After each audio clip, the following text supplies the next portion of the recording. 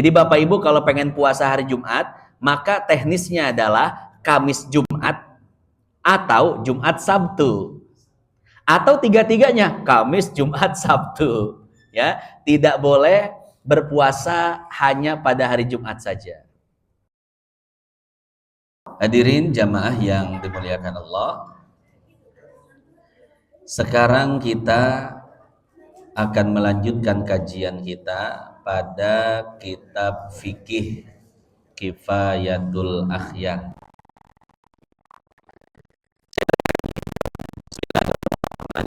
Qolal musannif, pengarang kitab ini mengatakan, wa yahrumu siyamu khamsati ayyam, haram berpuasa pada 5 hari. Jadi dalam 1 tahun, dalam 360 hari, cuman 5 hari yang dilarang atau diharamkan untuk berpuasa. Selain yang 5 hari silahkan ya. Nah, hari apa saja yang dilarang untuk berpuasa? Pertama dan yang kedua, al-idani, yaitu berpuasa 2 hari raya Idul Fitri dan hari raya Idul Adha. Haram kita berpuasa di 2 hari raya tersebut. Yang ketiga, keempat dan kelima, wa ayyamut tasyriqis salasati amidan, yaitu berpuasa di 3 hari tasyrik secara sengaja. Kira-kira hari tasyrik tanggal berapa saja? 11, 12, dan 13 Zulhijjah ya. Nah, itulah 5 hari yang dilarang kita untuk berpuasa. Kemudian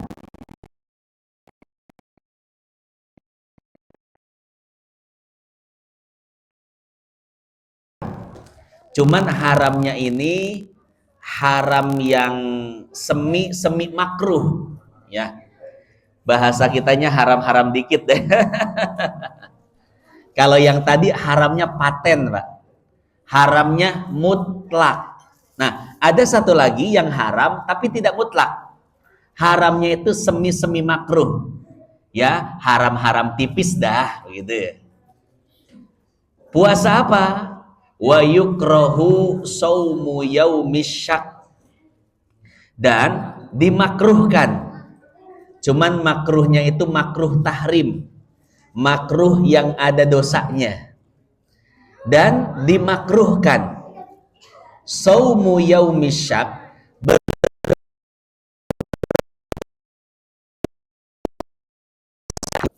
yang dimaksud hari yang diragukan adalah tanggal 30 Sya'ban. Tanggal 30 Sya'ban itu namanya Yaumus Syak, hari yang diragukan. Apakah dia itu masih Sya'ban atau sudah masuk Ramadan? Kan tanggal 29 itu tanggal 29 apa namanya? Ruqyah, ya Pak ya. Tanggal 29 tim dari pemerintah atau dari lembaga tertentu itu melakukan ruqyah ya. Untuk apa ruqyah? Untuk menentukan apakah hari esok sudah masuk Ramadan atau masih Sya'ban. Nah, artinya apa? Apakah hari esok itu masih tanggal 30 Sya'ban atau sudah 1 Ramadan? Makanya 30 Sya'ban ini disebut dengan Yaumus Syak, hari yang diragukan statusnya, apakah statusnya masih Sya'ban atau sudah Ramadan.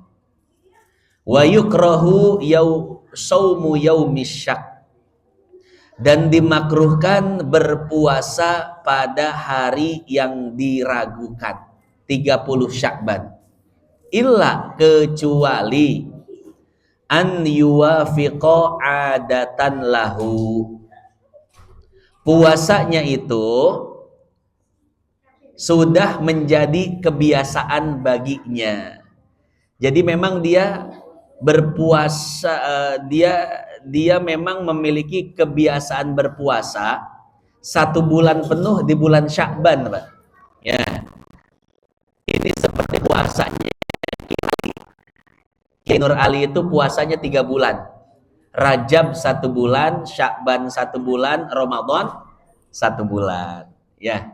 Nah, bagi orang yang memiliki kebiasaan puasa di bulan Sya'ban 1 bulan penuh misalkan, maka tidak masalah baginya untuk berpuasa pada tanggal 30 Sya'ban, ya. Karena dia sudah punya kebiasaan itu. Nah, orang yang sudah biasa puasa di bulan Sya'ban, maka tidak haram juga tidak makruh berpuasa pada tanggal 30 Sya'ban. Au yasilahu bima qablahu, atau tidak punya kebiasaan tapi dia menyambung puasanya itu di hari salah satu hari yang dilarang untuk berpuasa adalah hari setelah nisfu Sya'ban. Dari tanggal 16 sampai 30 Sya'ban itu tidak boleh berpuasa. Cuman kalau dia berpuasa di hari sebelum nisfu Sya'ban, misalkan dia berpuasa di hari 15. Ya, hari 15 kan sebelum tanggal 16. Jadi sebelum tanggal 16 dia sudah berpuasa, maka di hari setelahnya itu boleh berpuasa. Tanggal 15 puasa, maka 16, 17, 18, 19 sampai 30 dia boleh berpuasa. Tapi kalau seandainya sebelum tanggal 16 dia tidak berpuasa, tiba-tiba atau ujung-ujung bahasa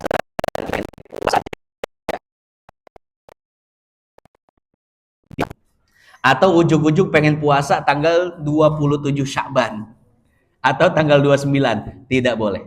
Ya, sesuai dengan hadis riwayat Imam Tirmidzi, tidak boleh berpuasa setelah tanggal 15 Sya'ban. Titik sampai situ redaksi kitab yang akan kita jelaskan pada kesempatan kali ini. Hadirin jamaah yang dimuliakan Allah, ya.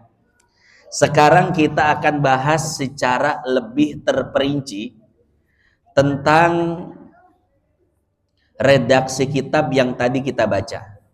Al-Imam Ahmad bin Husain, beliau mengatakan wa yahrumu siyamu khamsati ayyam. Haram berpuasa pada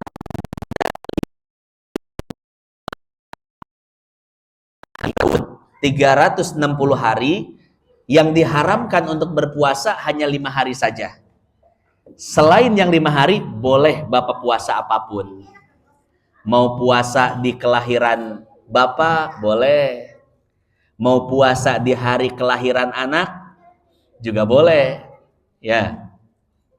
Mau puasa 40 hari berturut-turut, boleh. Puasa 41 hari juga boleh. Jadi tidak ada yang dilarang. Karena yang dilarang di dalam hadis-hadis Nabi hanya 5 hari ini saja. Ya. Ada kisah seperti ini, Pak. Ada kisah seorang ibu punya 5 orang anak. Dan anaknya itu anak laki-laki semua. Dan semuanya tidak ada yang mau ibadah. Semuanya cuma main-main. Banyak meninggalkan ibadah, bahkan sebagian ada yang nakalnya luar biasa. Akhirnya si ibu ini datang ke kiai, "Kiai, saya punya 5 anak laki-laki, semuanya nakal.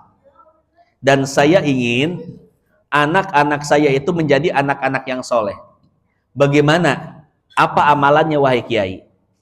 Maka kiai mengatakan, "Bu, coba ibu puasa 40 hari berturut-turut. Niatkan agar anak-anak ibu berubah menjadi anak-anak yang soleh." Akhirnya si ibu ini pun berpuasa selama 40 hari. Setelah 40 hari, ternyata tidak ada perubahan, Pak. Anaknya tetap nakal. Tidak ada. Ibu pun, saya sudah puasa 40 hari. Terus bagaimana Bu hasilnya? Kata ibu, sama aja Pak Kiai. Gak ada perubahan. Akhirnya kata Kiai, coba Bu puasa 40 hari berikutnya. Ya. Akhirnya si ibu pun kembali berpuasa. Berarti ini 40 hari yang kedua ya. 40 tambah 40 berapa? 80 hari. Akhirnya si ibu pun berpuasa 80 hari. Setelah 80 hari selesai atau 40 hari yang kedua selesai, ternyata apa? Nggak ada perubahan. Si anaknya tetap nakal, tetap bandel. Akhirnya apa? Akhirnya karena keyakinan si ibu ini kuat, maka si ibu tetap balik lagi. Pak Kiai, belum ada perubahan. Kata Kiai apa? Ya sudah Bu, puasa 40 hari lagi yang ketiga. Masya Allah. Model-model kita kan udah ngambek sama Kiai. Ah, Kiai ini meje bahasa Sundanya. Apa meje bahasa Indonesianya, Pak? Ah, Kiai tumpul ini ilmunya. Akhirnya kalau kita mah paling pindah Kiai itu ya. Kalau kita mau pindah Kiai, Kiai ini nggak mujarob nih. Pindah Kiai. Tapi karena keyakinan si ibu kuat, maka dia melaksanakan puasa yang ketiga kalinya. 40 yang ketiga. Berarti jumlahnya semua berapa? 120 hari si ibu itu berpuasa. Nah, setelah 120 hari si ibu berpuasa,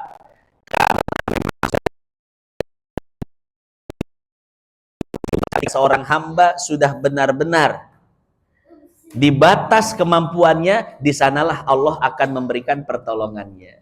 Akhirnya apa? Setelah 120 hari berpuasa, Allah kabulkan hajat si ibu. Itu tiba-tiba anaknya yang 5 itu Pak, mendadak soleh. Tiba-tiba. Mendadak tidak suka dengan kebiasaan-kebiasaannya dia, dengan nakal-nakalnya dia, semua ditinggalkan. Semua jadi anak soleh, bahkan sebagiannya itu jadi pengusaha-pengusaha sukses. Sebagian masih hidup sampai sekarang, saya kenal orangnya.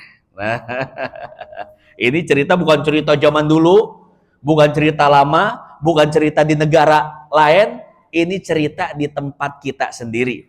Saya tahu orangnya, luar biasa. Kuat tirakatnya. Kuat puasanya, kuat doanya, kuat keyakinannya sama tokoh agama. Ya, Allah kabulkan hajatnya. Nah, ini kan luar biasa, Pak ya. Nah, cuman pertanyaannya begini, Pak Ustadz, dari mana itu puasa 40 hari? Ada dalilnya enggak? Mana hadisnya? Ya, maka menjawab pertanyaan seperti ini cukup kita bilang, puasa yang dilarang oleh Nabi dalam 1 tahun cuma 5 hari. Idul Fitri, Idul Adha, 3 hari tasyrik. Selain 3 hari ini tidak ada larangan dari Nabi. Ya. Bahkan Nabi Shallallahu Alaihi Wasallam bersabda, kerjakan apa yang aku perintahkan, tinggalkan apa yang tidak larang, itu merupakan dispensasi untuk kalian. Ya. Dan ini dikaji betul oleh Imam Suyuti di dalam kitabnya Al-Ashbah wan Nadhair. Artinya apa? Artinya kalau tidak ada larangan dari Nabi Shallallahu Alaihi Wasallam, kalau satu perbuatan tidak mengandung unsur maksiat, maka perbuatan itu hukumnya boleh. Di dalam kaidah fikih disebutkan, at-tarku la yadullu ala tahrim. Nabi tidak mengerjakan bukan berarti perbuatan itu haram. Sekarang kan itu dipermasalahkan, Pak. Kalau Nabi tidak mengerjakan berarti haram. Salah. Ya. Kalau Nabi tidak mengerjakan, berarti bid'ah. Salah.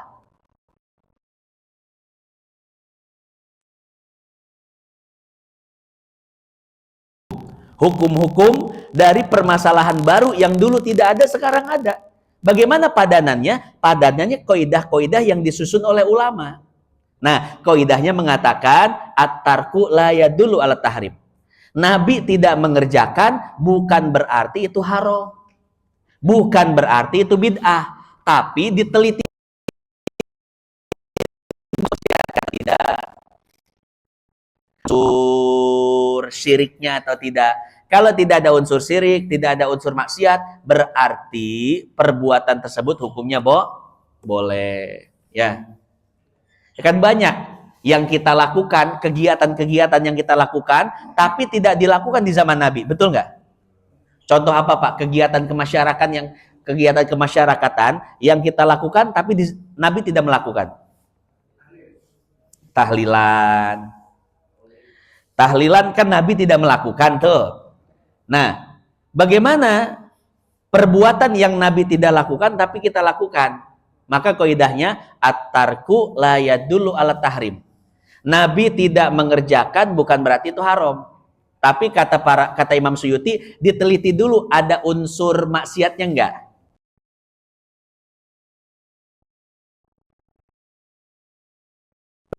Sekarang tahlilan, kita lihat Pak, unsurnya apa aja? Zikir, baca Quran, nasihat-nasihat, sedekah, tidak ada unsur haramnya, maka tahlilan hukumnya sebetulnya sesimpel itu Pak, agama itu ya. Sesimpel itu.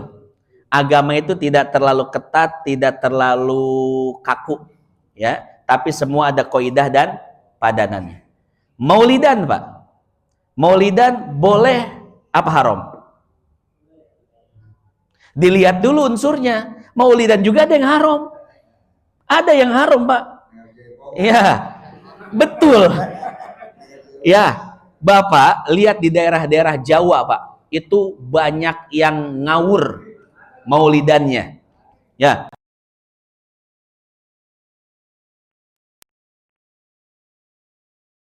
Kalau kemarin kan momennya Isra Mi'raj. Baru aja viral. Di belakangnya momen Isra peringatan Isra Mi'raj Nabi Shallallahu alaihi wasallam. Di depannya banner Isra Mi'raj biduan lagi ngebor. Panitia datang sambil nyawer. Viral itu, Pak.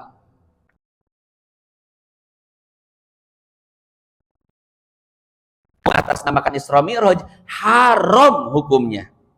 Ya, walaupun kita adalah orang yang bermaulid, kita orang yang berisra mi'raj, kita katakan haram. Kenapa? Ada unsur haram di sana. Ya.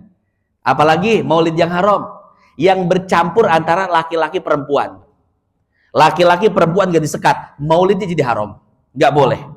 Ya, kenapa? Ada unsur aridi, ada unsur haram yang masuk menyusup kepada maulid. Dan sebagian maulid emang seperti itu. Di sebagian tempat maulid gak disekat, laki-laki perempuan bercampur. Kiainya ceramah, dia ngeliatin yang bening sambil kadang divideoin. Wadah, begini, pura-pura gitu. Amin. Padahal HP-nya begini, Pak. Ya. Nah, ya, ini padanannya. Ini kaidahnya. Sesuatu yang tidak dilakukan oleh Nabi tidak bisa langsung dicap bid'ah, tidak bisa langsung dicap haram, juga tidak bisa langsung dicap boleh. Tapi dilihat unsurnya. Ada unsur maksiat tidak, ada unsur haram tidak. Ada unsur haram maka kegiatan ini langsung haram. Tidak ada unsur haram, walaupun bukan mengatasnamakan agama, boleh, tidak jadi masalah. Ya, maka ketika kita bermaulid, yang perlu kita perhatikan itu, ya, jangan sampai di maulid kita ada unsur-unsur haram. Tuh. Nah, jadi seperti itu ya. Nah, berarti puasa 40 hari, mana dalilnya, Mak? Dalilnya sebetulnya ada dalam hadis ya, cuman tidak secara eksplisit.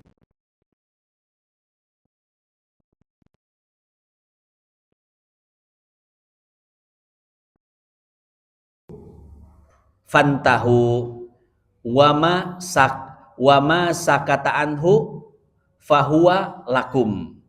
Itu hadisnya dibahas oleh Imam Suyuti sehingga terciptalah satu kaidah at-tarku la yadullu alat tahrim. Pemahamannya seperti itu, Pak ya.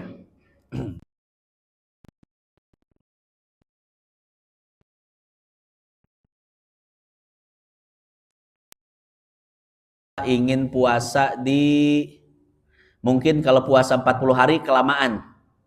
Pak Ustadz, saya pengen anak saya berubah akhlaknya jadi baik. 40 hari kelamaan, Pak Ustadz. Puasa 30 hari aja Ramadan maksain. Apalagi 40 hari. Tat, gimana muasain anak di hari lahir? Boleh nggak? Boleh.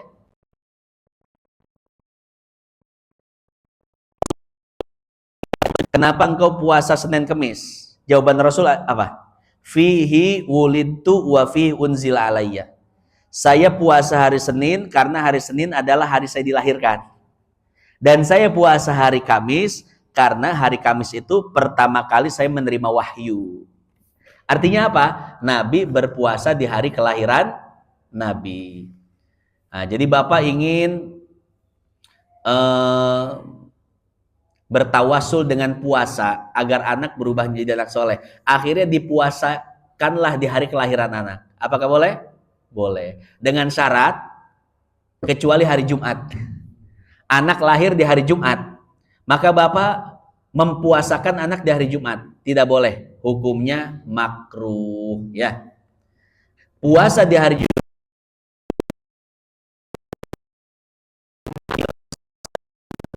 dengan hari sebelumnya atau setelahnya. Jadi Bapak Ibu kalau pengen puasa hari Jumat, maka teknisnya adalah Kamis Jumat atau Jumat Sabtu. Atau tiga-tiganya, Kamis, Jumat, Sabtu. Ya, tidak boleh berpuasa hanya pada hari Jumat saja. Nah, wa yahrumu siyamu khamsati ayyam. Haram berpuasa 5 hari dalam setahun. Hari apa saja? Yang pertama dan yang kedua adalah al-idani, yaitu 2 hari raya. Jadi di dalam 2 hari raya ini haram hukumnya kita berpuasa.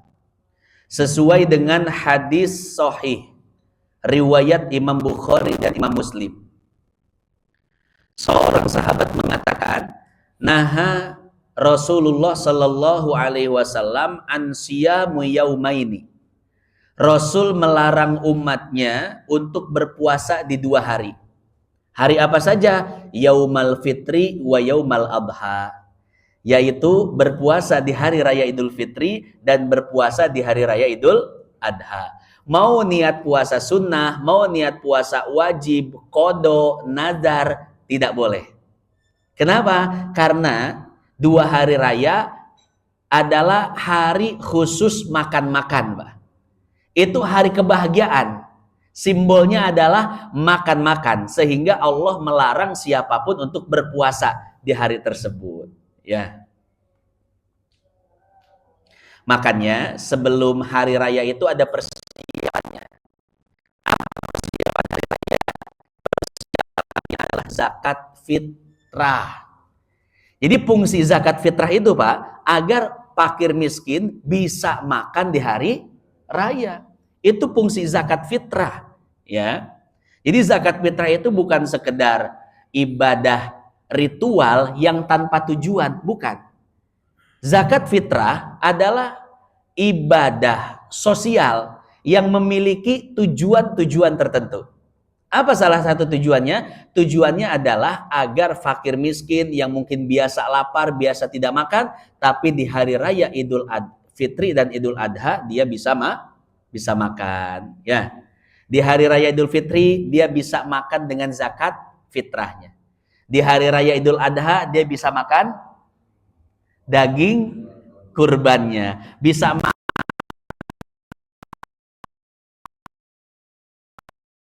Bagian Bapak Ibu makan daging itu tinggal pergi ke Padang selesai. Ya, mau pilih ini itu tinggal tunjuk lah duit 10 koper. Kopernya doang. Bebas. Tapi yang perlu Bapak Ibu sadari dan ketahui, banyak di luar sana orang yang ingin makan daging harus menunggu Idul Adha. Harus nunggu Idul Adha. Tanpa Idul Adha, mungkin seumur hidup dia nggak akan pernah makan daging. Bahaya. Nah, maka saya selalu bilang sama masyarakat yang biasa makan daging di selain Idul Adha, jangan pernah berebutan daging dengan fakir miskin. Ya, biarkan fakir miskin yang menikmati daging di hari raya Idul Adha.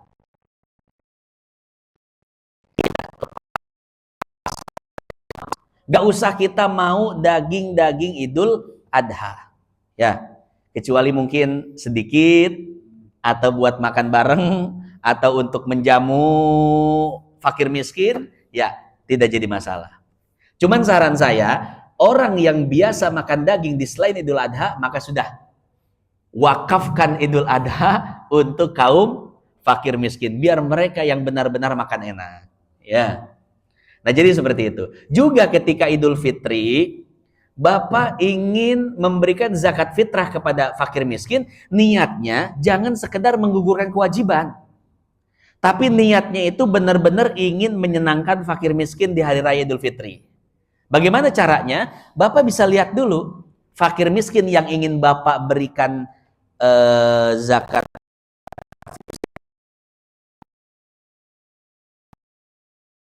Anaknya 17.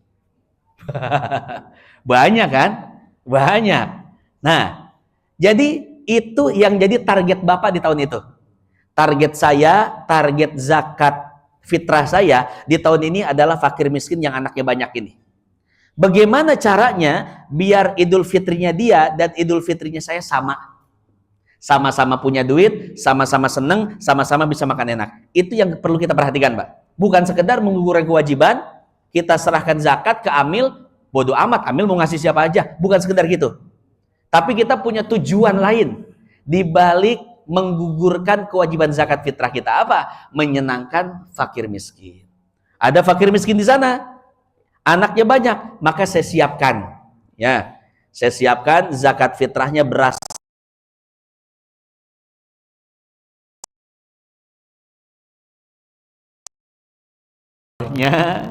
Indominya, uangnya, ya, uang nih, ya, anak saya aja, saya seneng kalau saya ajak main, sama anak fakir miskin juga pengen diajak main sama bapaknya, ya, kasih duit juga dan lain sebagainya, ya.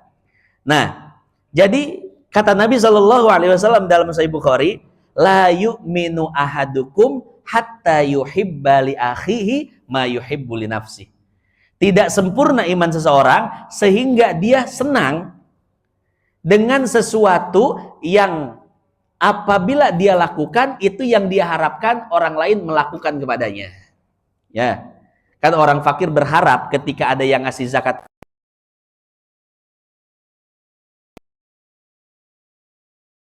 bisa dia membahagiakan anak-anaknya. Ya. Nah, ketika kita di posisi fakir miskin, kita pun berharap seperti itu, Pak. Ya. Maka harapan-harapan mereka itu kita kabulkan lewat tangan kita. Itu orang yang imannya paling sempurna. Ya. Nah, jadi seperti itu ya. Nah, kenapa sebelum Idul Fitri itu dianjurkan atau diwajibkan untuk bayar zakat fitrah? Kenapa di hari raya Idul Adha itu disyariatkan untuk potong kurban? Itu tujuannya. Jangan ada yang lapar di Idul Fitri, di Idul Adha. Semuanya harus makan, semuanya harus kenyang. Sampai-sampai Pak, saking semuanya harus makan, diharamkan puasa di 2 hari ini. Ya, mau semiskin apapun itu haram berpuasa di 2 hari raya tersebut. Semuanya harus makan. Nah, itu yang pertama. Yang kedua, ketiga, itu yang pertama dan kedua. Ketiga, keempat, kelima, hari yang diharamkan adalah hari tasyrik. Wa ayyamut tasyrik as-salasati amidan. Haram berpuasa 3 hari di hari tasyrik secara sengaja. Wa fi sahihi Muslim, di dalam sahih Muslim disebutkan annaha ayyamu aklin wa syurbin wa dzikrillahi ta'ala, bahwa 3 hari tasyrik itu adalah hari makan, hari minum, dan hari zikir kepada Allah. Jadi di hari tasyrik itu nggak boleh kita puasa.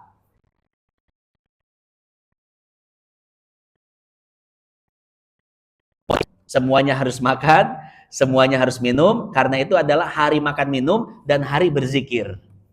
Bagaimana yang disebut dengan hari zikir? Ya, kita di sana banyak bertakbir pada Allah. Makanya disunahkan kan, dari mulai tanggal 9 Zulhijjah, Pak. 9 Zulhijjah selepas asar ya. Selepas asar itu dianjurkan untuk bertakbir. Sampai kapan? Sampai asar hari tasyrik. Ya. Bukan asar kalau tanggal 9, subuh. Habis subuh itu dianjurkan bertakbir sampai asar hari tasyrik. Ya. Nah, kurang lebih seperti itu.